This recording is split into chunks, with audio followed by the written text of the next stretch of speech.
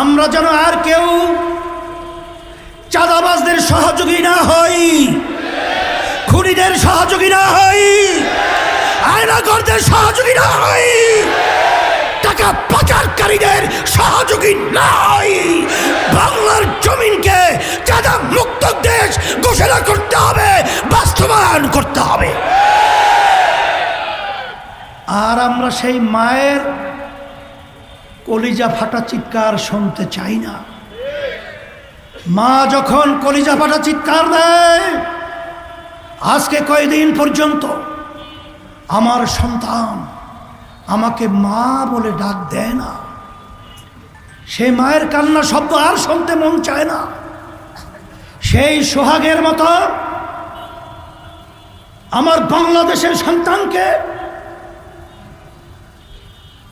আইয়ামে জাহিলিয়াতের চেয়েও ভয়ঙ্কর পরিণতির মাধ্যমে, পাথরের মাধ্যমে যে নির্মমভাবে আমাদের দেশে হত্যা করা হলো, তাকে মারা হলো, এরপরেও তার উপরে ওঠে তারপর চিত্ত বিনোদন করলো, এই দৃশ্য আর বাংলার মানুষ দেখতে চায় না। এই জন্য আমার ভাইদেরকে বলবো,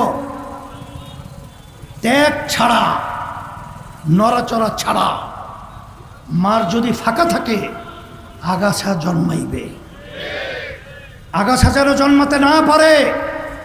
এর জন্য আমি সকল গুদার আহ্বান জানাবো, আজকে দিন দেশ সুন্দর করার লক্ষ্যে, মানবতার কল্যাণের জন্যে, ইসলামের কল্যাণের জন্যে যখন আমরা আওয়াজ তুলেছি যে 5ই আগস্টে এরপরে যে ক্ষেত্র তৈরি হয়েছে, সেই ক্ষেত্র সুন্দর করার নীতি আদর্শের নাম হলো ইসলাম। সেই নীতি আদর্শ নিয়ে যখন আমরা ঘোষণা করেছি ইসলামের পক্ষে একটা বাক্স, এবং যারা নাকি দেশপ্রেমিক রয়েছেন তাদের সকলকে নিয়ে আমরা এই দেশ গড়ার লক্ষ্যে আমরা সবাই ঐক্যবদ্ধভাবে আমরা কার্যক্রম পরিচালনা করব। তখন আমরা কি দেখতে পাই? এক শ্রেণীর স্বার্থান্বেষী মহল, জাতির ইতিহাস আমাদের সামনে পরিষ্কার।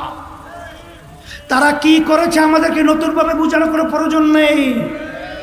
তারা আজকে আমাদের বিরুদ্ধে, দেশ গড়ার যারা নাকি লক্ষ্যে কাজ করছে তাদের বিরুদ্ধে বিভিন্ন ষড়যন্ত্রে লিপ্ত হয়েছে। কিন্তু আমার মন বলছে 5ই আগস্ট খুনি এবং ফ্যাসিস্ট, গুমি, টাকা পাচারকারী হাসিনা বুঝতেও পারে নাই তার দেশ ছেড়ে পালাতে হবে। ভাত পাক করেও খেয়ে যেতে পারে নাই।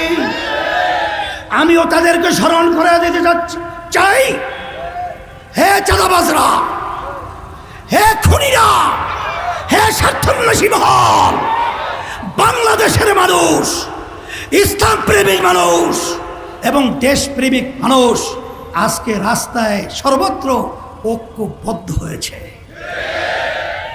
এদের তোরে, এদের আওয়াজে আজকে আল্লাহর রহমতে, আপনাদের দোয়ায় এই চাঁদাবাজ, খুনি, টাকা পাচারকারীদেরকে বঙ্গোপসাগরে নিক্ষেপ করতে হবে। আর সকলকে দেশ গড়ার, ইসলামের কল্যাণ, মানবতার কল্যাণের জন্য আমি সকল উদাত্ত আহ্বান জানাচ্ছি। ইসলামী আন্দোলন বাংলাদেশ প্রতিষ্ঠিত 1987 সালে, অদ্যবধি পর্যন্ত একটা এমপিও কিন্তু আমাদের সংসদে যায় নাই। কারণ আমরা কখনো খুনিদের, চাঁদাবাজদের, টাকা পাচারকারীদের ক্ষমতায় যাওয়ার সিঁড়ি হিসাবে আল্লাহর রহমতে ব্যবহৃত হই নাই। সেই লক্ষ্যে খুলনার মাটি ইসলামের ঘাঁটি, আব্বাজান থেকে শুরু করে রহমতুল্লাহি আলাইহি, আমি খুলনার মাটি যতটুকু দেখেছি ইসলামের পক্ষের ঘাঁটি। আর এই ইসলামের পক্ষের ঘাঁটিতে ইসলামের গাছকে মজবুত করতে হবে এবং সন্ত্রাসীদেরকে, চাঁদাবাজদেরকে, খুনিদেরকে এই মাটি থেকে উৎখাত করতে